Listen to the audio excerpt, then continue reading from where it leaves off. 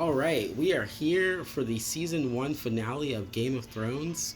It was for me to watch like on a rewatch. It was actually so much more satisfying than episode 9 just because there was so much like forward progress I feel like in this episode. But I want to see if you felt that. Did you feel like the momentum in this episode kind of like the time when Robert died and everything changed immediately? Yes, absolutely. We see more of Joffrey stepping into his role as what he has defined for himself as what the king should be doing.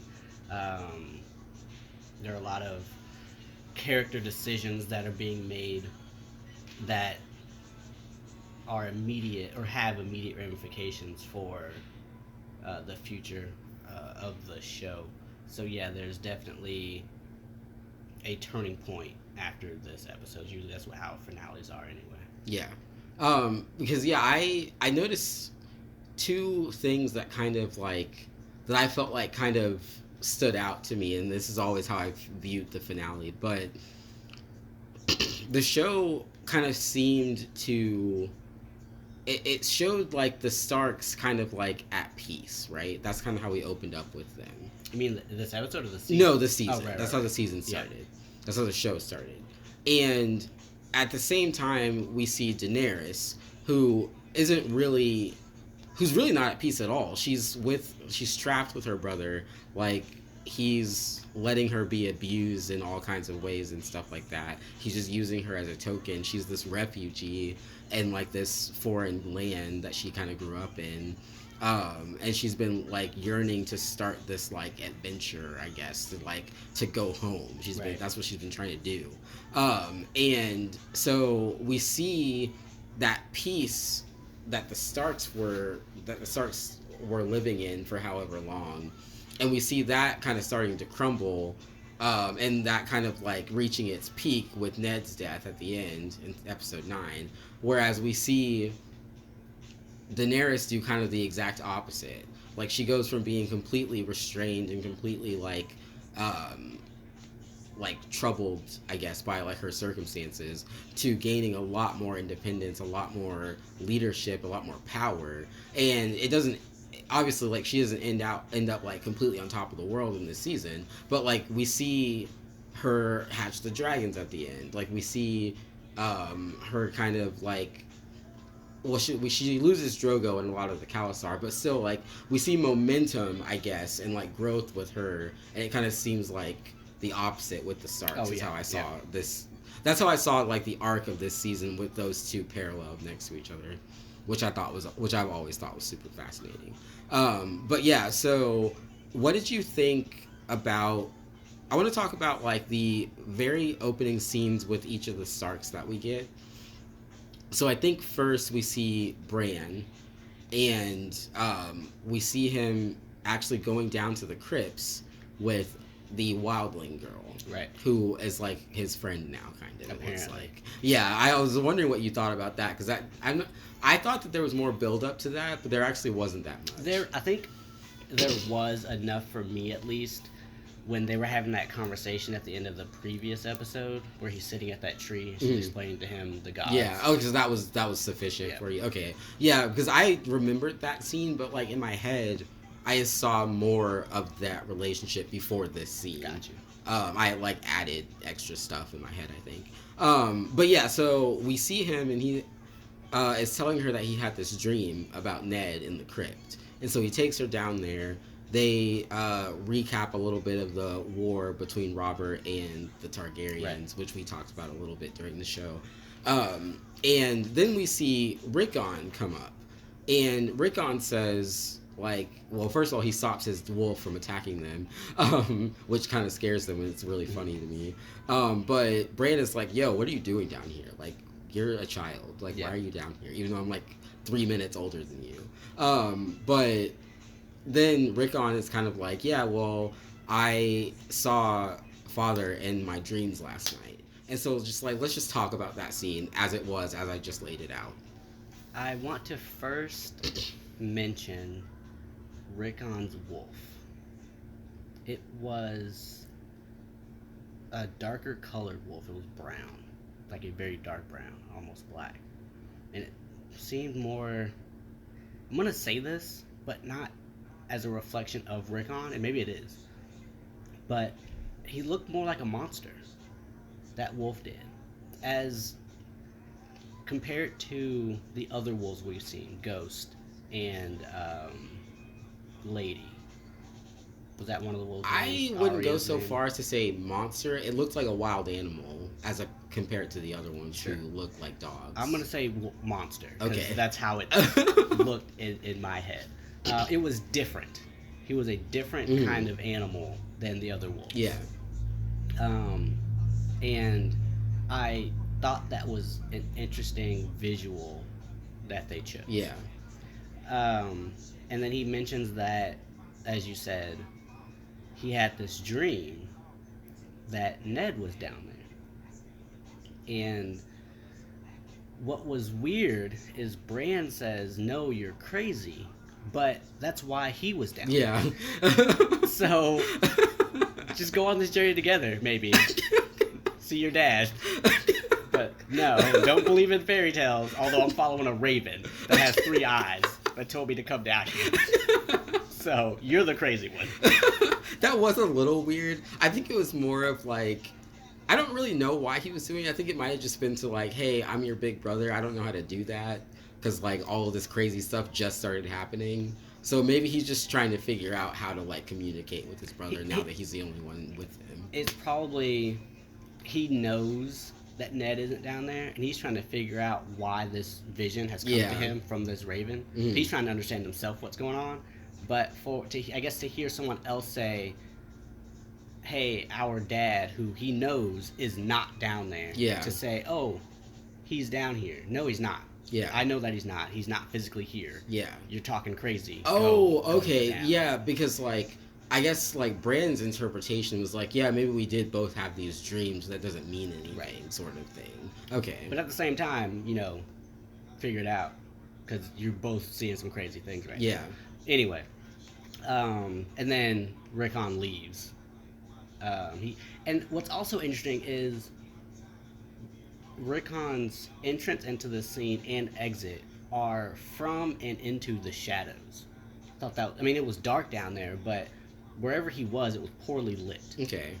And I thought that was also an interesting visual. So do you have any like kind of ideas of what you would like to see with Rickon, or you like? 'Cause it seems like you're a little intrigued by his character.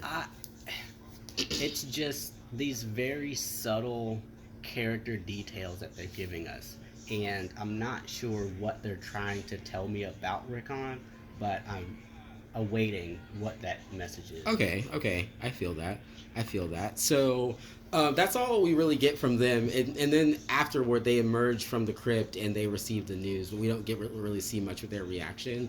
I don't like we've talked about symbolism in the show. We talked about the stag, and we talked about how that and it clashing with that was it a the direwolf. Yeah, the stag and the direwolf kind of foreshadowed some of the stuff that was going to happen between the Baratheons and the Starks.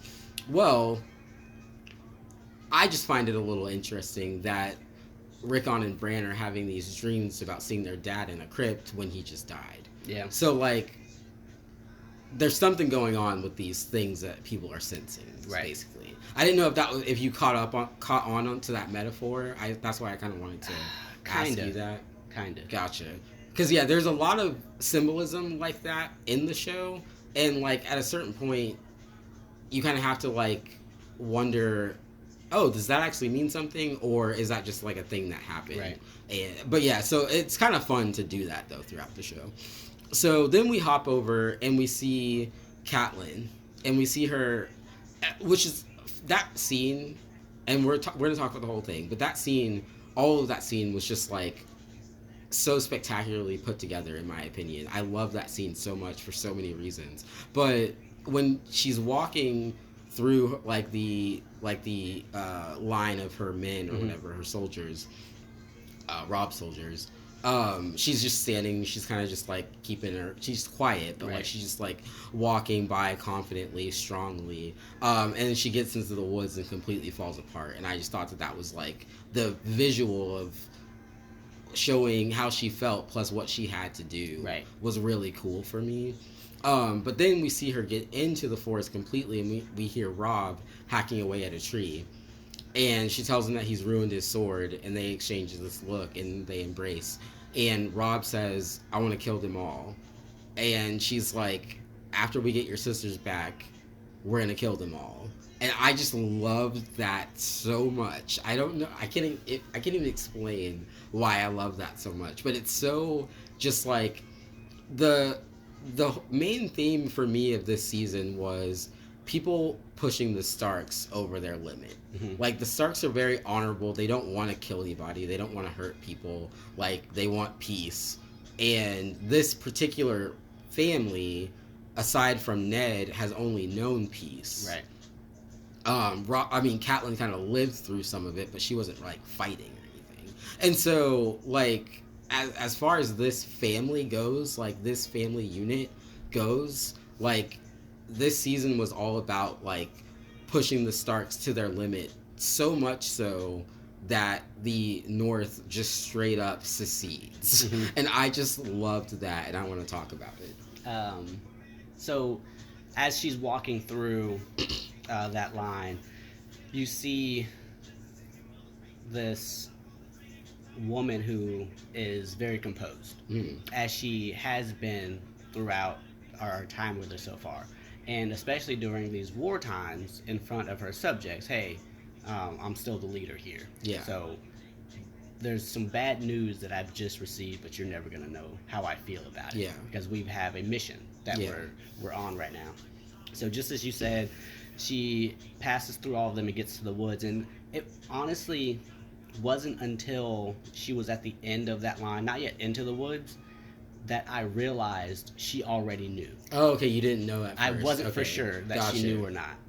But then I realized what the show was doing with its cinematography, and it's like, oh, okay, she knows already, because you could see the grimace on her face taking over the further away she got from those men. Yeah. And she gets to this tree and just kind of buckles. And Rob, and I mentioned this in the previous episode, he's just going to be irate after getting this news that Ned has been killed. I mean, he obviously already hates the Lannisters, but to hear that they've killed Ned for a reason they don't know, I'm assuming they don't know yet. They probably don't know all the details of it. He's just dead now. Yeah. And he knows that it's Joffrey and Cersei who were behind it specifically. And of course, yes, he wants all of them gone. And when she said, "You've ruined your sword," it was, to me, it was very odd, but not odd as in out of place, but it was as if to say, you're going to need that still. I understand that you're angry, but we still have to go kill these people. Yeah. And your weapon, your steel, that's what we're going, your metal, like that's your sword. That's what's going to lead this battle for us. And it represents more than just something to cut people with. Yeah. That's his honor, that's his nobility, that's the family name. Hey, keep your composure. I understand that Ned just got murdered for no apparent reason, but we need to keep our heads and we need to stay focused. And doing things like that and chopping down a tree or chopping at a tree with your sword does nothing to the tree. It only damages your sword. So I thought that was very interesting that they would put that line in there, because I think it means more than just the physical damage of that piece of metal. Gotcha. I like the way that you put it. I hadn't thought of it like that, but that makes a lot of sense. The way that I thought about it was like, and there might be truth to both of these, but I saw her as like seeing her son broken down so much that he did something so out of character as to not understand that he was ruining his sword. Which, I mean, I think that still could play into the same idea that you were having. That was just all that I was able to glean from it. But yeah, I just like, that scene to me was so powerful just because like the Starks are such like, they really, really want to be good people. And we just see these other people around them forcing them to like conflict with their own nature, you know? And that's so interesting to watch. Because, like, I don't know, like, when you see Rob and when you see Catelyn at the beginning, you don't think at all, or at least as quickly, that you're gonna hear the words "we're gonna kill them all" out of their mouths. Like, you expect to hear that from Cersei or Jaime. So just to know that the Starks are officially like not playing games anymore is really interesting. Well, they really were never playing games, but they're definitely not now. But yeah, so that's awesome. I love that stuff. Then I want to talk about Arya and Sansa, because I want to like keep as close to like the people who are most directly affected by it. Then we'll get to Jon. But I asked you, I was like, who do you think has it the worst in the Stark family now? So from watching this episode, would you still think the same thing, or has that shifted? No, with one caveat. What we saw from Sansa and the reality check that I wanted her to have, she got it. Gotcha. She is fully aware now this is not the situation she wants to be in. She is fully aware now that Joffrey is not the person she should be betrothed to. Yeah. And the Lannisters are just not very good people. And Joffrey continues to show that to her when he has the bard's tongue cut out, and then he forces her to look up at the spike that has Ned's head on it, along with that lady who she was been walking with the septum. The septum. Yeah. And he is verbally abusive. I didn't realize she was up there too. Yeah. Oh, okay. He says, I've got another gift for you. Or no, he said, do you want to see all of them? Oh, so he put the whole household guard was probably up there. I did want to, before we get too far, I think right next to the septa was George Bush's face. I know that sounds like a joke. One of the props, they actually like had some prop head of George Bush's head there for some reason. Someone put it up there as a joke, and it made its way into hilarious. The show somehow. Like the Starbucks cup. Oh yeah, so you knew about the Starbucks cup already? That's so funny. But yeah, I just wanted to point that out because it's super hilarious. But anyways, continue. So Joffrey is verbally abusive, and he even wants to be physically abusive, because at some point Joffrey says, I'm going to give you another gift, and it'll be your brother's head. I'll have my guard bring your brother's head. And she says, or he'll bring me yours. So Joffrey instructs one of the other soldiers to slap her around a bit. So she then gets this idea in her head to push him off the side of the walkway that they're on. And one of the other knights, who is brother to that guy we saw in the joust, walks up the mountain. The mountain. Okay, I thought that was him, but wasn't sure. He walks over to her and hands her a handkerchief to clean the blood off her lip, but basically to stop Joffrey and anyone from noticing that she's about to do this stupid thing.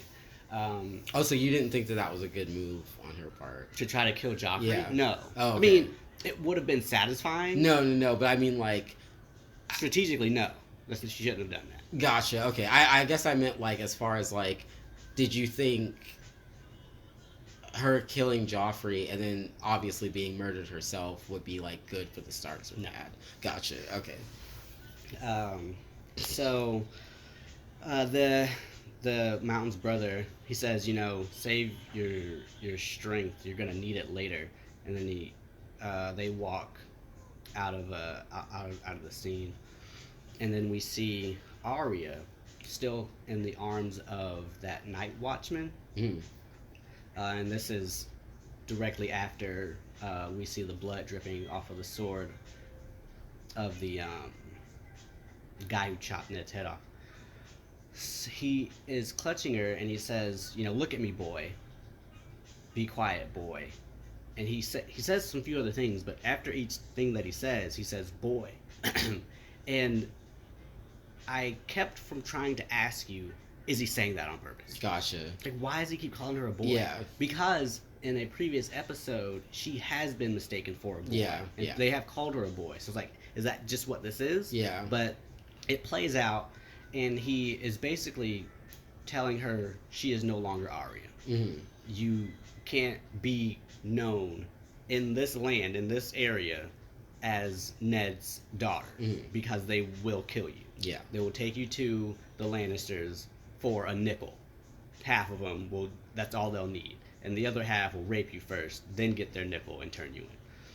So you gave her another... Harry. Harry? Yeah.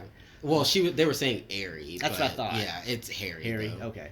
So he cuts off her hair. She's Harry now. And she is being thrown into this group of other boys who are going to be escorted up to the wall. And as she is congregating with she's not really congregating, she's just there. Two other boys notice that she has a needle, and they try to take it from her. And one of them threatens her with physical violence and says that he's going to stomp her to death. And I'm thinking to myself what she says in a few minutes. She's already killed somebody. I just need her to kill this guy too. That'd be awesome if she just stabbed him. Just kill this random guy. Yeah, I would think that would be really great for the Stark reputation. She murdered that other fat kid. Okay, that. Oh, hold on. She murdered that pigeon. She was in more immediate distress in the first time she killed that boy. She just watched her dad get decapitated. What more do you need? I mean, that's true. I would have been on board with her stabbing this other fat kid. Also, I condone the pigeon killing. She was hungry, so fine.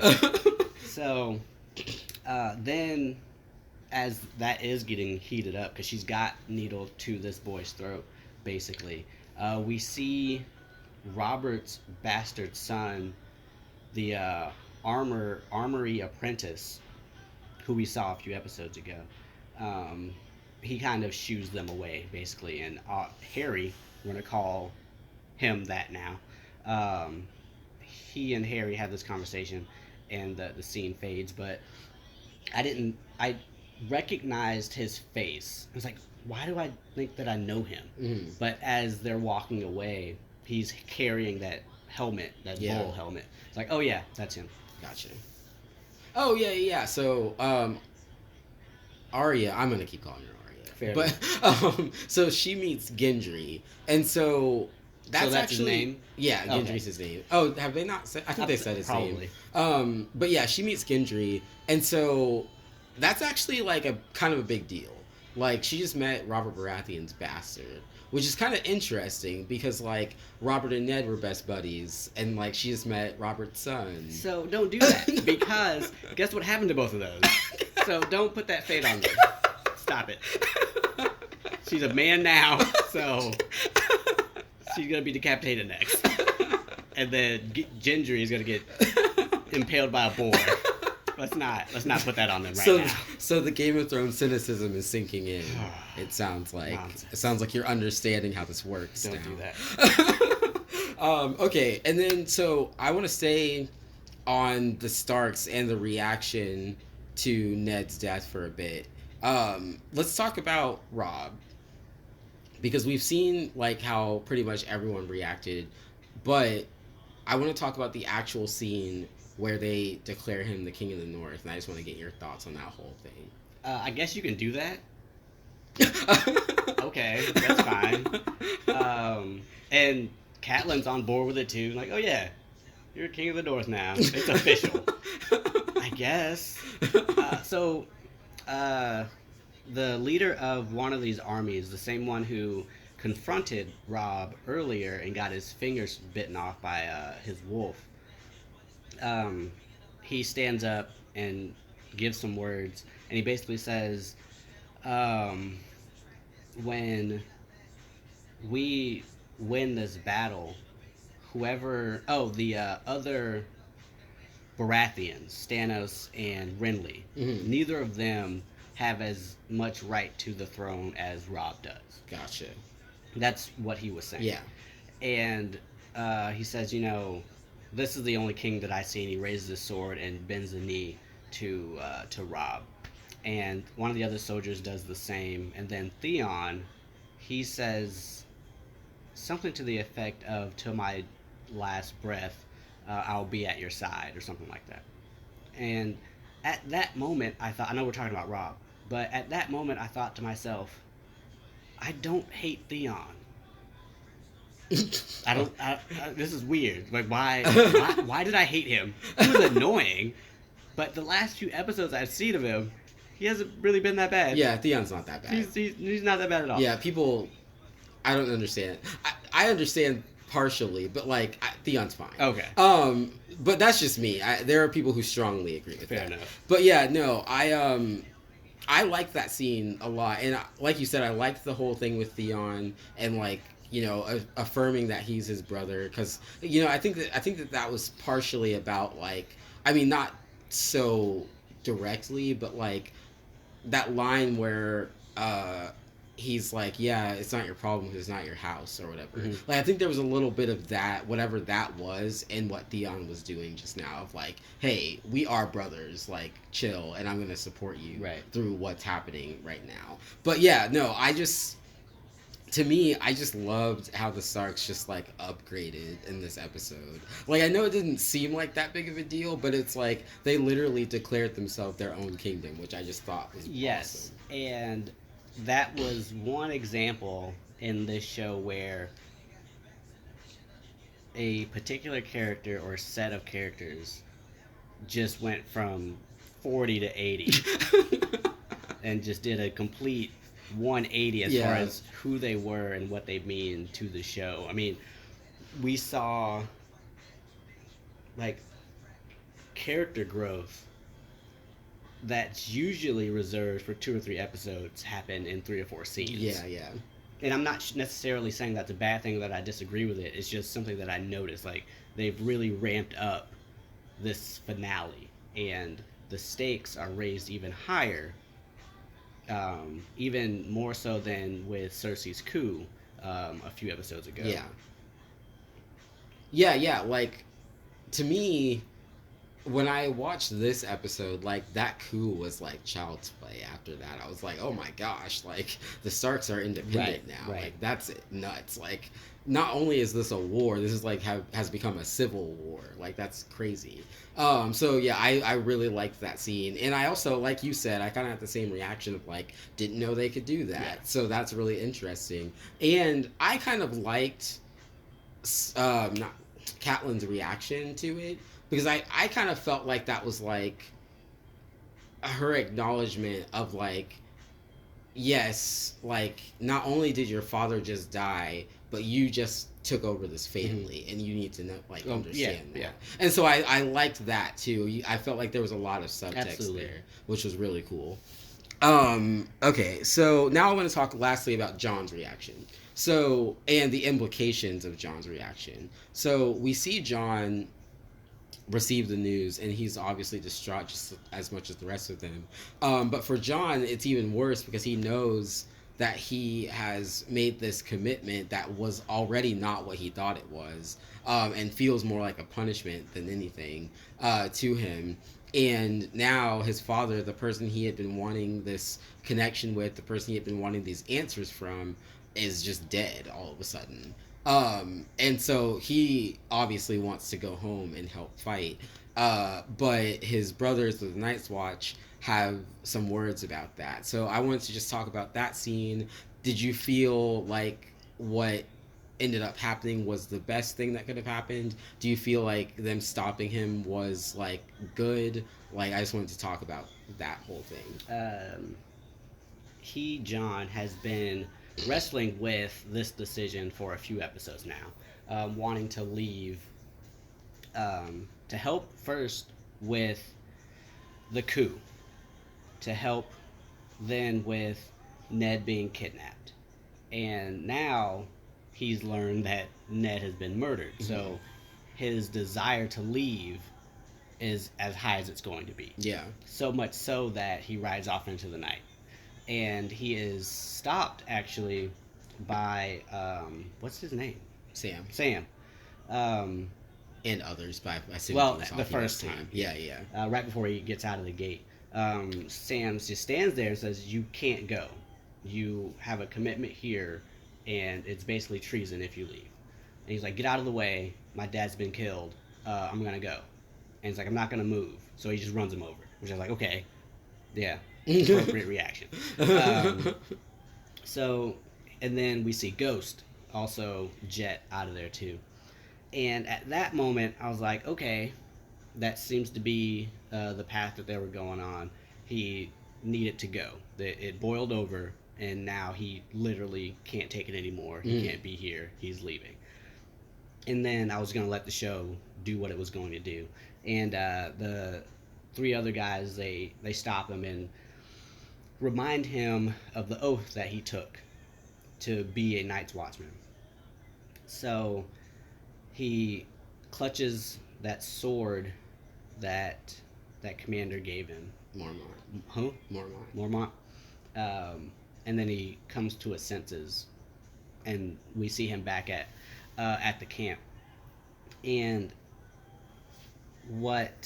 he has a conversation with Mormont, and Mormont says to him, if we cut off the heads of everybody who left for the night, only ghosts would be manning the wall. And he's like, I understand you want to leave, but if you do leave, are you going to bring Ned back to life? No. We have our own problems here. There are these White Walkers killing all of our men. Bodies are just showing up everywhere. And he mentioned 4 bodies with blue eyes. Not really sure what he was talking about. But there's this carnage going on beyond the wall that he needs to figure out what's happening. And his brothers are being murdered or being slaughtered. And they need to figure out what's going on.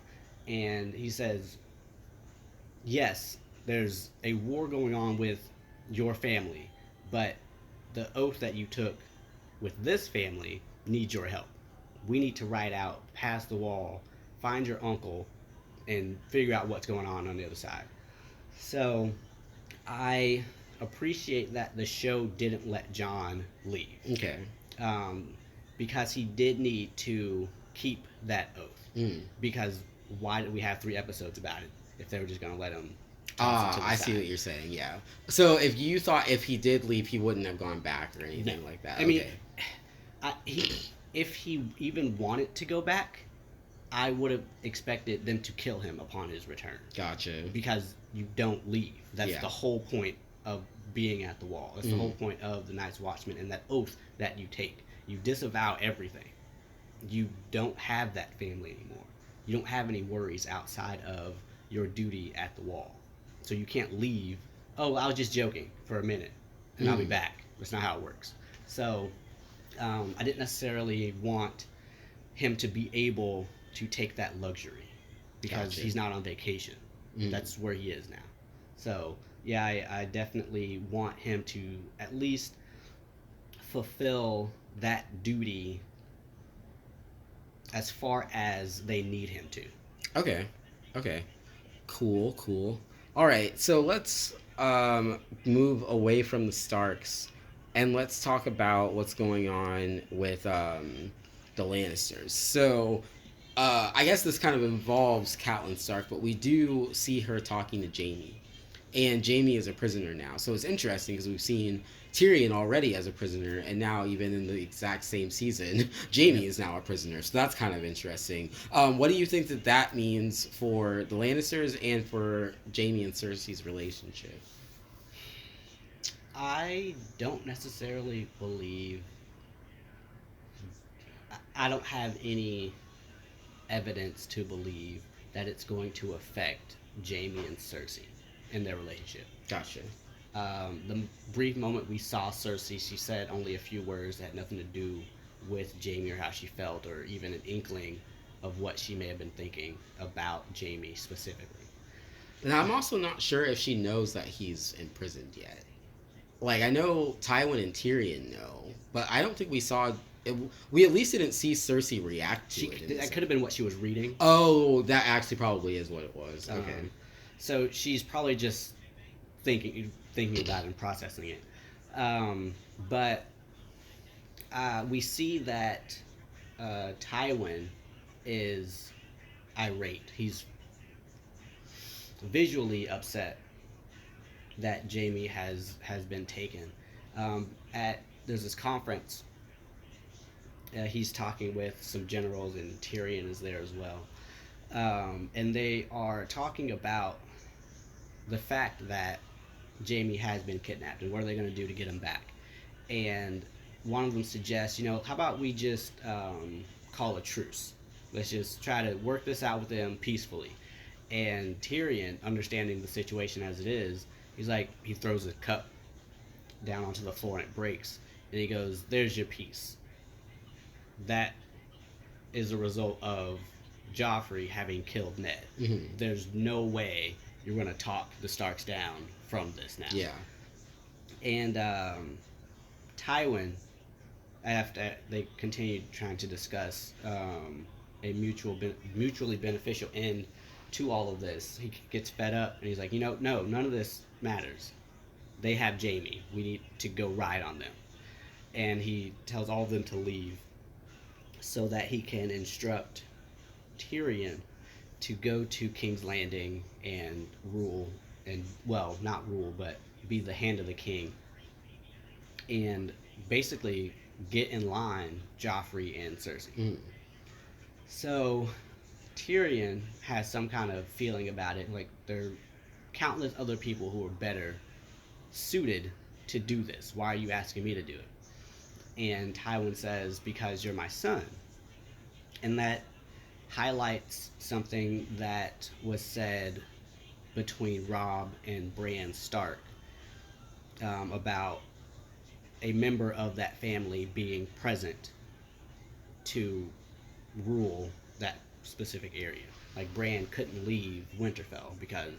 Yeah, I don't know how that's the same thing, because Cersei's already there. But Tywin obviously doesn't believe she's going to represent Gotcha. the Lannisters as Tyrion could. Gotcha, okay. Because that's why he sent him.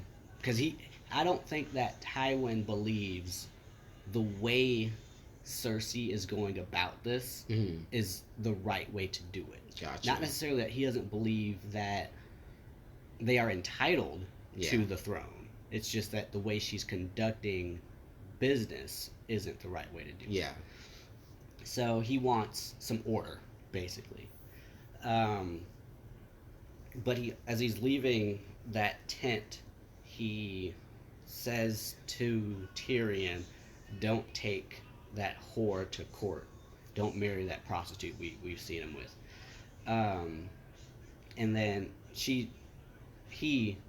Tyrion talks to the prostitute about that. But before this scene, as you said, Catelyn and Jaime are having a discussion, and Jaime is just being a douche, even though he's tied up, and he gives Catelyn some lip, and we see her look down at this rock, and I'm thinking, okay, yeah, murder him right now. And she doesn't. Did you think that there was an actual chance she was going to? Maybe like a 15% chance. Gotcha. Maybe. Like, also, conversely with that, do you think that there was an actual chance Sansa was going to kill Joffrey? Or did you know she was going to be stopped? Well, because I know he is in... Oh, gotcha. It was cool to entertain the thought. It doesn't necessarily disappoint me that she didn't do it, but I did like seeing that she understood that option could be taken. That she's thinking like the rest of the Starks have been thinking for episodes. Yeah. So she actually, Catelyn, does hit Jaime over the head with this rock, and she asks him about Bran. It's like, what happened to him? How did he fall from the castle? And Jaime just straight up admits it, and I pushed him. And she says, why? And he doesn't answer. He says he hoped it would kill him. Yeah. Which I thought was funny. Like, I wanted him to die. I thought gravity would do that. It didn't, and here we are. So, but she obviously wanted the specific reason, which he wouldn't give her. And they then go on to talk about the gods. Mm-hmm. And Catelyn says to him, you're going to the darkest, deepest part of the seven hells or something like that. If the gods are just. And Jamie says, what gods are you talking about? The gods in those trees that your husband would pray to? Because where are they? Where were they when he was getting his head chopped off? Mm-hmm. If the gods were really watching out, that would not have happened. But do you remember that conversation we had with the wildling and Bran? Oh, that about the weirwood trees in the south. Their gaze is too far. Yeah, there aren't any trees. There aren't any trees down there. So then, Jamie says that he isn't afraid of death. He says, our end, the end comes for us all. Who are we to grasp at it? He says that. So it was an ideological discussion about religion, just outside of the show, period. But also how those two ideals factor into these characters and their decisions. Yeah. Okay, so while we're in King's Landing, we saw a cool scene between Varys and Peter, who were looking at the Iron Throne and kind of like discussing a little bit of the game that they were each playing. So I don't know how many times you've seen this, but those two kind of pair up together often. And I want to know what you think about the dynamic between the two of them. So Peter, we've already discussed. I don't like him. He murdered my buddy.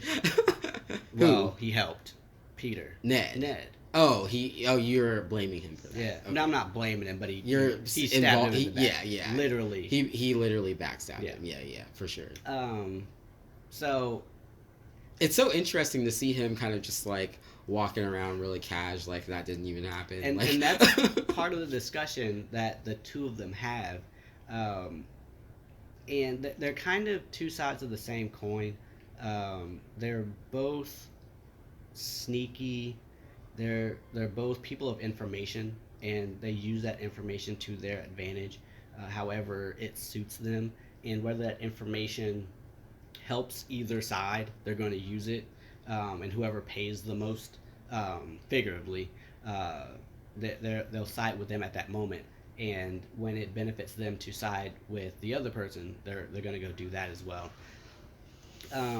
But I also still distrust Varys, only because I don't know what his end game actually is. I know that Littlefinger is playing toward something. I know that he wants wealth. He wants clout. He wants to be next to the most powerful people. He's made like his, not necessarily his like end goal, but like he's made his like aims clear. Right. Like his direction is pretty clear. And Varys still seems sketchy. I just don't know why. Ah, I see. So do you think there's a possibility that it's good sketchy? Are you certain that it's bad sketchy? So I said, and you can go back, so I can't deny that I said it. I said that I felt Peter was really on Ned's side. You did. I said those words. That was very and odd. I'm just not going to say it again for Varys. It's gonna let the show do what it's supposed to do, and just show me, because I was 100% wrong on that one. That was really funny when you said that. I was like, yeah, it was awful. Yes, he is. I do like that each time these two do have a conversation together, they are standing in front of those the window pillars. panes. Yeah. Oh, yeah. And the pillar. So it's a very symmetrical scene whenever they are together in that room, in the throne room. And I think it's Peter who says this, we have an equal admiration for each other. And you could literally see it on the screen with how it's a mirror image between them. So I thought that was really cool. Yeah, for sure. Okay, and then I want to go across the sea to Daenerys and talk about everything that happened with her because she had a big episode too. But I want to start off with the not so nice parts of her story, and that is we find out that what you thought was happening in the last episode, when Miri Mazdur looks at her stomach, actually is what was happening. So she sacrificed Rhaego to save Drogo. That opens up an interesting conversation because I want to see now, given the and I'll let you lay it out, but like given the conversation that Miri has with Dany, in regard to Dany having saved her, with that knowledge, does that make you hate Miri Mazdur less? Because before you were just like, she's just not doing her job, she's useless, but like she was doing her job, but she just wasn't trying to help her at all, like to begin with. First, I want to acknowledge that Daenerys gave birth to a dragon. Oh, Can we? Okay. So it was a dragon-esque creature. Yeah. I don't think it was probably quite as refined as the real dragons that showed up. Also, before I get into the healer, I didn't notice this in the last episode, but Daenerys had scales on.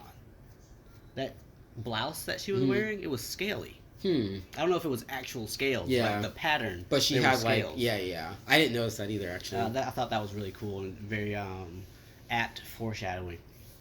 But this healer, you think she's gonna turn into a dragon? She might. She could. I mean, this show is throwing out a lot of crazy stuff. I would be on board if she were a dragon. I'm not gonna lie. She Maleficent? No. I'm not gonna know. So this healer, and my suspicions, and I don't know if this is what the show intended or if this is even the right line of thinking, but you asked me if I hate her less. I still think she was worthless. Yeah. Drogo wasn't saved. But she wasn't worthless, though. She came on board with the intention of screwing them over. Right, but from my perspective, when I was introduced to her, when Daenerys said, hey, she can help you, I thought that's what she was going to do. Well, yeah, but then you find out later that she had her own plans, which is interesting. Her own plans solidified to me that she was being worthless. She didn't save Drogo. And with everything that I said before about him having scars, and this shouldn't be this drastic, he shouldn't be dying. He should not have died if she was actually doing what she was supposed to be doing. I think I understand. She killed him, though. I understand. But that is what I was saying. Gotcha. So you're just thinking of it from Daenerys' perspective. Right, and my suspicion of her.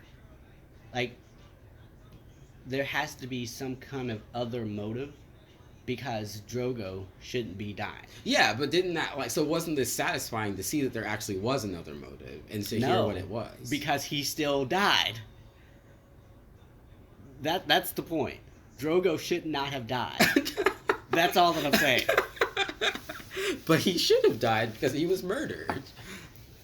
Robert shouldn't have died. No, Jon Arryn shouldn't have died. He was... I understand she did something, and that was part of what she had been planning. But he was sliced in the chest with a sword. He's been in fights. He has other scars. So you're saying they should have never brought her along anyways. I see. I see. She was worthless. They shouldn't have taken that bait, but they did take the bait. So the bait was she was upset. Well, I don't know if upset is the right word, but she had some kind of feeling about the Cole and his people having already raped her, burned down her temple and her place of worship, the place where she had already been helping the daughters that Daenerys had adopted. There really wasn't more that Daenerys could have done outside of making herself feel better than, taking them and stopping them from being pillaged, quote unquote. But at the same time, I think to Miri Mazdur, it was like still this kind of like who do you think you are sort of thing. Like, you brought this man here, he did all of that stuff for you. I don't know if she knows all of those fine details, but like, he was doing all of that stuff for you. So like, you were the cause of this thing that you're like so proudly announcing that you stopped, Right. you know? Um, so I understand that is the message that the show was conveying. I just didn't like it. Gotcha. Um, because she, Daenerys, straps her to this pile of wood that has Drogo's body on top of it, and she burns her alive. Mm, So was she literally just there to make Daenerys angry enough to set Drogo on fire and hatch gotcha. these dragon eggs? I see. Well, she would have burned Drogo anyways. He wouldn't have died if she wasn't there.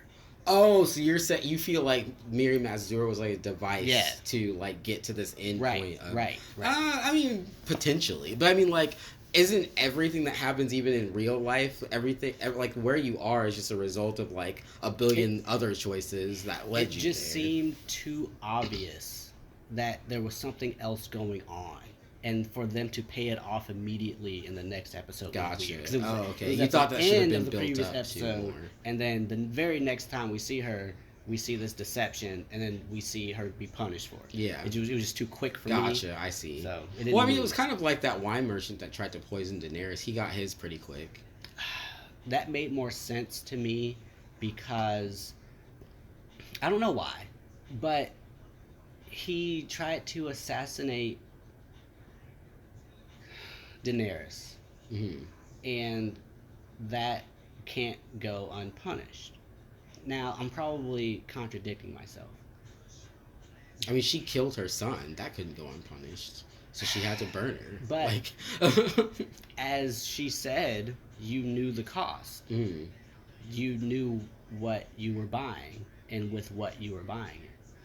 So they put all of that in there to justify I mean, why but she like, was there. yeah, but at the same time, like, she was telling her like, oh, you knew all of this stuff, but like, it's like that episode of Family Guy where Brian tries to buy that apartment from Quagmire.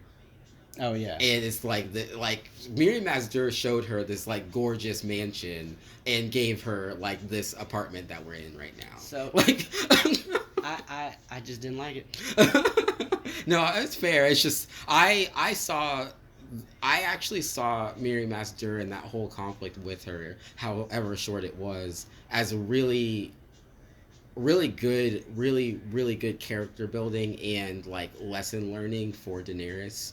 I thought that this was a really good thing that she needed to understand, that like her perception of like her whole reality and like what she was doing was like completely wrong, because like she literally thought she was saving this woman that like did not feel saved by her at all, and like and rightly so, because like I just said, Daenerys delivered those people to her doorstep. Like, without Daenerys being there at all, that lady would have been living a normal, fine life, healing people with horses and stuff.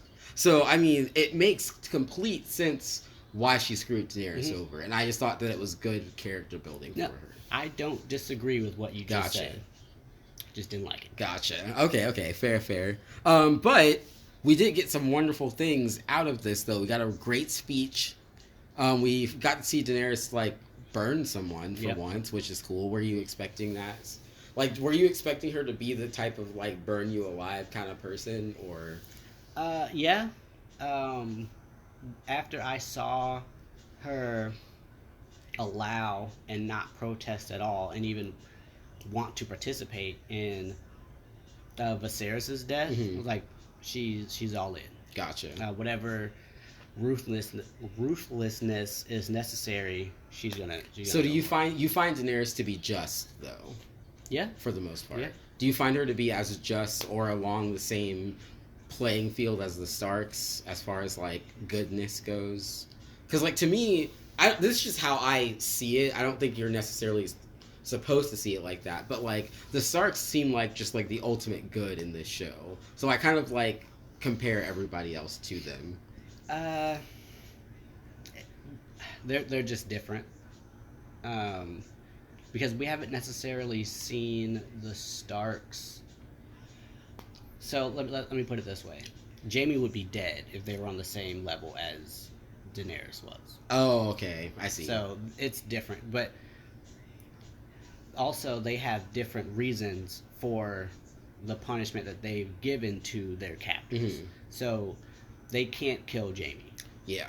Another thing is like their circumstances are way different. Yeah. Like they're a full family with like an established army and like a territory that they've been in for like 10,000 years or something like that. We haven't been told that yet, but the Starks have been in power for a long time. So, and Daenerys, her family has literally all just been like slaughtered within the past like 20 years or something like that. So I mean like the things that she has to do are things that the Starks don't really have to do. Right.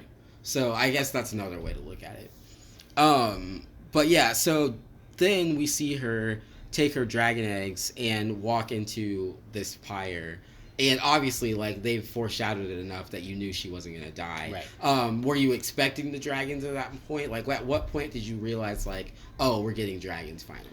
It didn't occur to me until I saw them. Oh, really? When I thought her putting them on the pyre. I had would have no been idea enough. what that was gonna do. Oh, gotcha. Although I clamored for it over and over again.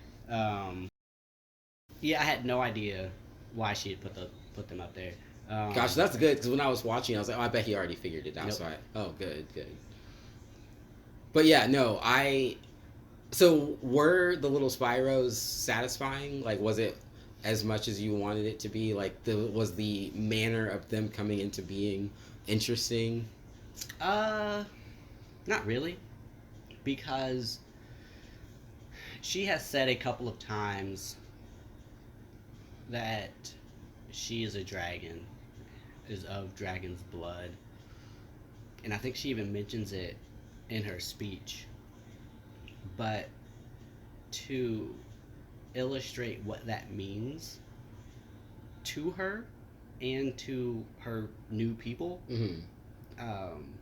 I would have needed more, because I'm sure that, and rightly so, a lot of people walked away. So yeah, well, they didn't walk away realistic. because of the dragons. They just walked away because just because they weren't. Oh, you mean like even with the dragons and with her surviving the fire, you needed more. Yeah. I felt like that was like pretty good. If I saw someone do that, I'd get on my knees. Again, you have the history of knowing what the dragons mean. I don't necessarily know what they mean. She just hatched these dragons. Oh, so like you don't quite understand how big of a deal it is to just birth dragons. Right. Well, I mean, she didn't birth them. She just put them on fire and they hatched. She didn't do anything. She just set them on fire. Same thing. But yeah, no, like I see what you're saying though. Another theory that I read that never gets confirmed in the show, so it's not spoiler or anything. But someone mentioned, they were like, what if death paid for life? She brought 3 dead things with her. She killed that lady, Drogo's body, and her son were all in that pyre, and then the 3 dragons were born from it. I don't know if that can be the case, since Rhaego's life was given for Drogo's. So yeah, like he can't use it twice. Yeah. Maybe you can though. I mean, there's this Rico who can see the future, so whatever. Oh, so yeah, I don't think we really talked about this. Do you think there's anything to what Bran and Rickon are experiencing as far as these dreams they're having? I'm sure there is. Gotcha. But you don't like have any guesses about it or anything? Okay, gotcha. Okay, so yeah, as far as the episode goes, seems like you liked it overall. And it was kind of a bit of a cool down from like the high energy of the last episode. This one, they'll do that a lot. Like something really crazy will happen, and then like it's like the next week it's like, okay, you just chill. We're just gonna like talk it out. It'll be fine. So that's basically what this episode was. But I honestly felt like for what we lost, if you're into the Starks, for what they lost, they got a lot. That was the way that I interpreted this finale, anyways. Like I feel like them seceding was like pretty huge, and although yes, like we lost Ned, it looks really cool to see like what could happen with this new king in the north. Yeah. I feel like.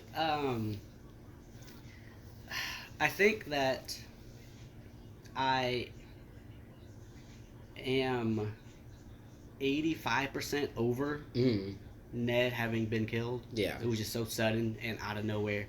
I guess not really out of nowhere. Joffrey's crazy. But now that I have a full episode of where the show is going now and where season 2 is headed, I'm just gonna await the story to continue. Yeah. The story hasn't ended because Ned died. Yeah. I understand that. So let's see what's gonna happen next. Yeah, for sure. It's really interesting because like the way the show closes their seasons, like it really does close like chapters on the story in a way that like feels kind of like you're just reading a book or something, and it's really interesting because like and like it takes you by surprise because it forces you to watch the show differently because like it forces you after like a couple seasons in, it'll force you to kind of like pay attention to everything because you don't know who is going to be the focus of the next 3 episodes, so you'll meet characters who you'll think like, oh, they were just in that one scene, and then like someone else, they transform someone's entire story arc or something like crazy like that. So I mean, my suggestion would just be to pick a family that you like. I have. Is it the Starks? Yes. Okay, gotcha. And just root for them like you're watching football or something. That's the most fun way to experience the show. But as the show unfolds and as we meet more families, be open to switching. Fair enough. Okay, there you go. Because I closed myself off to any other possibilities besides what I wanted until I didn't want that anymore. And then I had missed a bunch of stuff that was going on with other characters that were more interesting. But yeah, so do you have any predictions for season 2? Or just like overarching things, like who do you think will die by the end of season 2? Like who do you think will sit the throne by the end of season 2? Like just general things like that. I don't know. I'll say this. I am looking forward to what they're going to do with Daenerys. I feel like she's going to be a big part of season 2. I feel that Joffrey is going to be a big part of season 2. So I'll just wait to see what the show is going to do with those storylines. Okay, cool. Yeah, those are good ones to pay attention to. And it's just really funny because like it's really interesting that you mentioned Joffrey. I guess like when I was watching the story, there were certain characters who I could separate from their villainy. So like Cersei, I could separate from her villainy. Jaime, I could separate from his villainy. But to me, Joffrey wasn't even worthy of being his own character with his own character arc. I was just like, why do you exist? You are here literally just to hurt people, and that's it. And like, some people just gotta hurt people. I mean, you need somebody to fight. Oh my gosh. All right, well, looks like that is it for the season 1 finale. Thank you guys so much for joining us on this ride, and we'll see you guys in season 2. Remember to leave a like, comment, and subscribe. We'll see you next time.